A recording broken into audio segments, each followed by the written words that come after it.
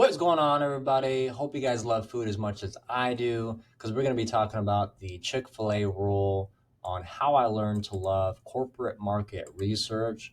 And you might be wondering, why are we talking about this? And the reason for that is because back in May, they talked about a Chick-fil-A location being put in Springfield.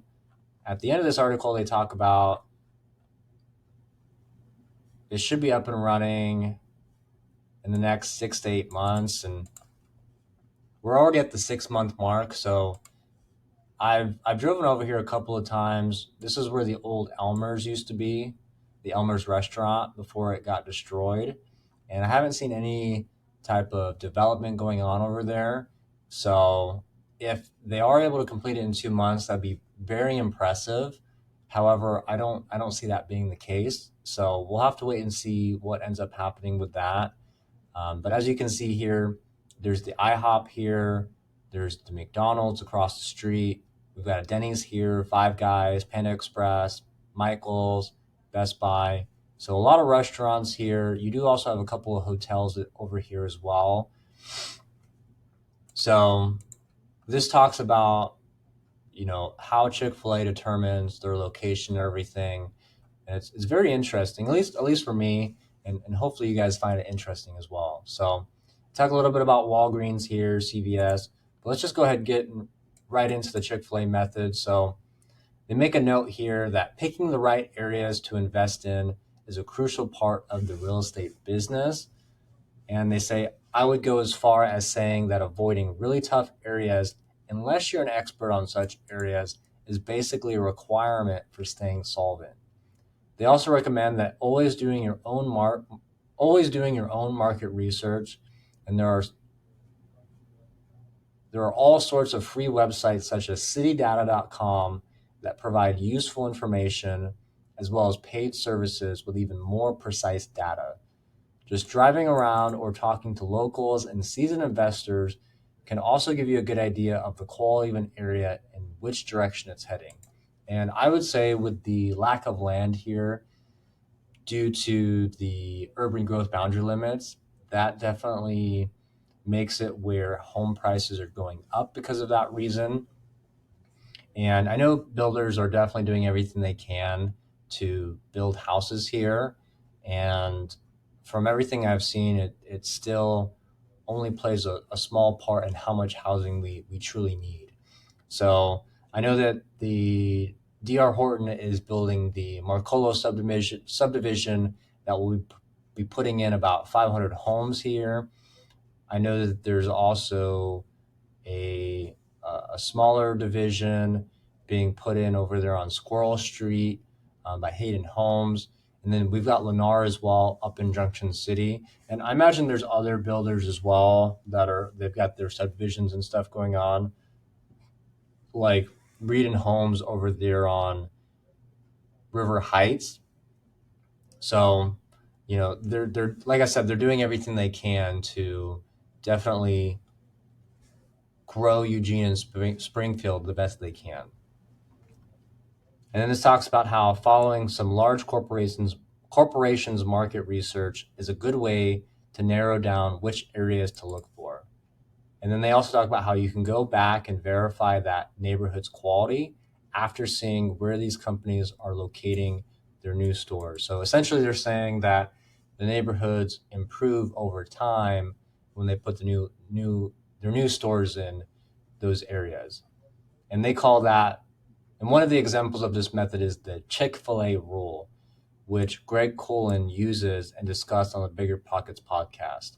Now, I'm not familiar with Greg Colin, but based on this, it sounds like it's served him well. And this is him talking about Chick-fil-A.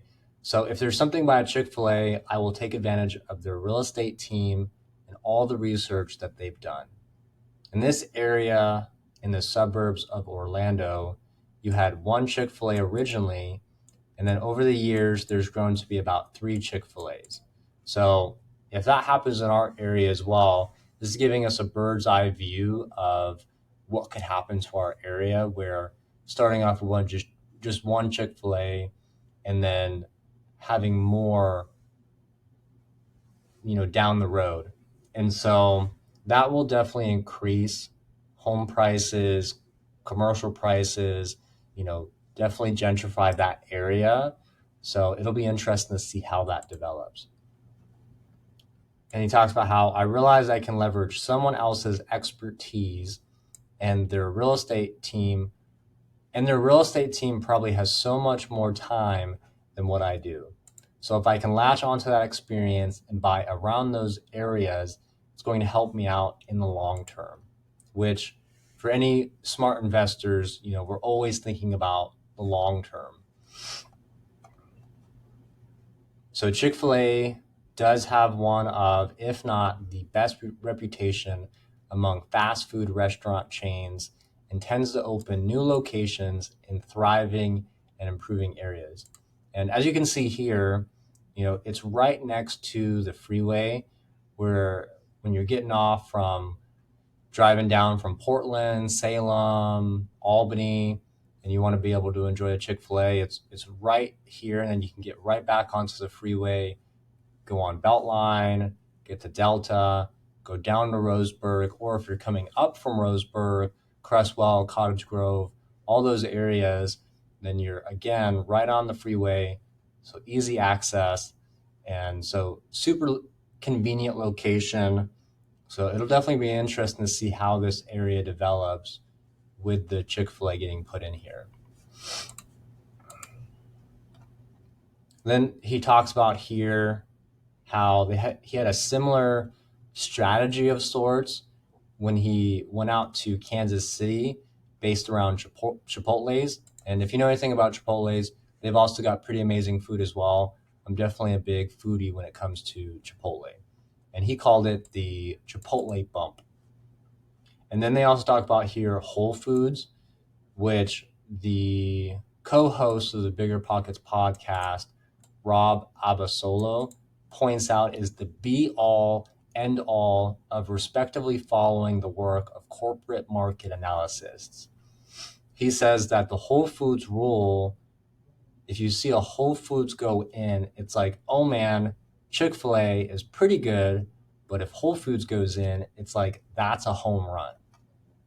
And here's the reason why. From the S&P Global Notes, it states that the average household income in a Whole Foods zip code was $117, $322, which is 60.4% higher than the average U.S. household income. So yes, Whole Foods is a very good indicator of wealthy and or gentrifying neighborhoods, which I know we're talking about Chick-fil-A, but just to give you an idea, the Whole Foods that we've got here on 353 East Broadway in Eugene is right on Mill Street, so very convenient. It's in the heart of Eugene, in the downtown area. It's pretty close to the university as well. And we are seeing a lot of sky rises getting built over here as well. This one's in development right here, and you've got the Union as well. And some of these, and then you've also got the 515 here. And some of these places, last I looked, the rents were like anywhere between $1,400 to $1,500 a month for a studio apartment that was like 400 square feet. So definitely small. And this is the Union specifically. I don't know about the 515. So definitely a small space for what you're paying for. And then we've also got the Fifth Street Market.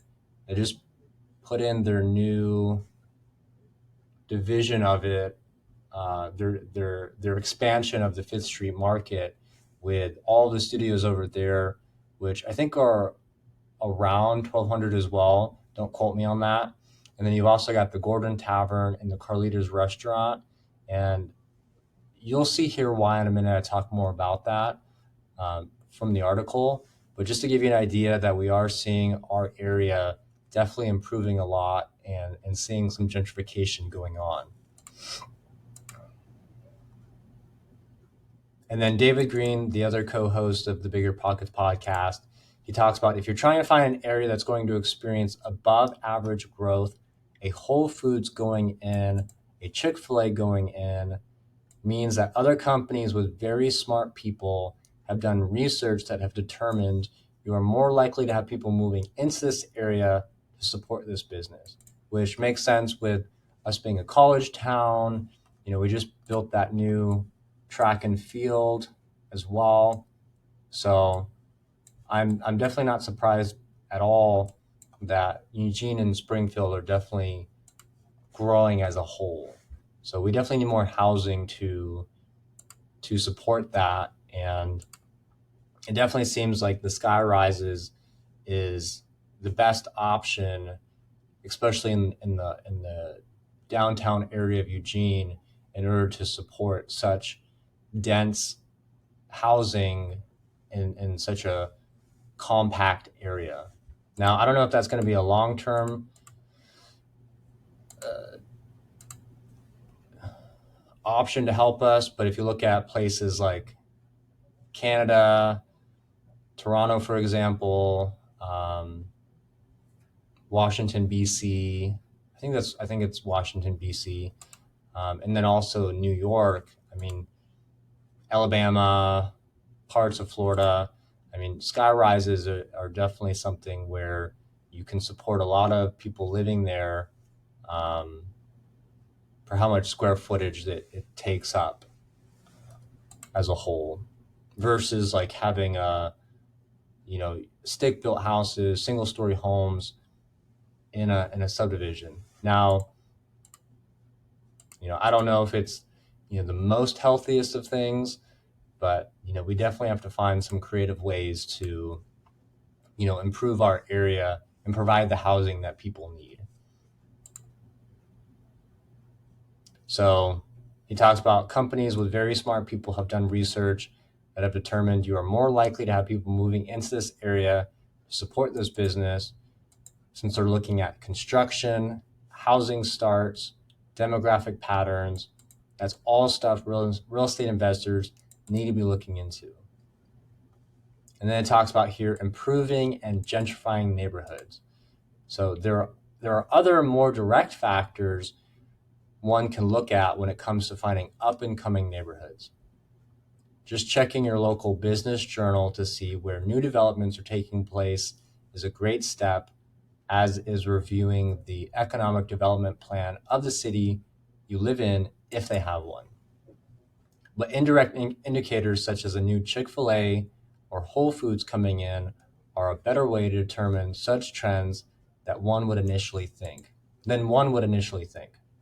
In fact, Eater.com did some empirical research and found similar results. They found, for instance, that in the first stage of gentrifying neighborhoods, the number of cafes dramatically increases. And for those of you guys who absolutely love coffee, this just gives you an idea here of what I was able to find very quickly on the map view, how many coffee shops, and I know this is not exactly where the Chick-fil-A is being put in, but it is very, very close to Whole Foods right here, of how many cafes are in downtown Eugene. So, Vero Espresso here is a very popular one. You've got the Meraki Coffee Company right next to 13th and Olive, My Cafe, Dark Pine Coffee, Palace Coffee Bakery. And then, of course, we got Dutch Bros, which is a staple here in Eugene. Theo's Coffee House. So there's a lot here. And then also in the new expansion of the Fifth Street Market, you've also got the Magpie Coffee Shop. And it looks like you've also got Blended as well. So definitely a lot of options for coffee shops. So this definitely is in line with what we're seeing in the downtown area. And again, it'll be interesting to see how that develops in a couple of years from now, or even here soon, when the Chick-fil-A gets built over there on Gateway Street next to Beltline. They also talk about here, in addition, bars and other places that act as third places for groups of young creative professionals increase in neighborhoods that are beginning to gentrify. So, with the new expansion of the Fifth Street Market, we've got the Gordon's Tavern as well as Carlita's Rooftop, which if you guys haven't been to either of one of those, definitely encourage you to check it out. Really nice restaurants, really great people. And when it's a little bit warmer outside as well and the balcony view on Carlita's Rooftop is open, it's just amazing to be able to see most of downtown Eugene as well as Skinner's Butte from the balcony. And then in stage 2, the scope and scale of the restaurants in the neighborhood begin to change. So again, those are restaurants, so we're already starting to see that in the downtown Eugene area. So again, it'll be interesting to see how that develops with the Chick-fil-A getting built. Restaurants appear to get larger and more expensive. Wait service and large capacity restaurants, for instance, grow during this phase. And then at this point, or perhaps between stages 1 and 2, you would probably see some Chick-fil-A's come in. But what's even more important than a new Chick-fil-A is a new fine dining restaurant that opens in a particular neighborhood. If one of those opens, you can be pretty sure house prices there are going up. So if you guys know of any new restaurants that are coming up or any nice restaurants that you know of in town, definitely let me know. I definitely love to eat food. So if there's anything specific that you guys know that I don't know, definitely let me know in the comments below.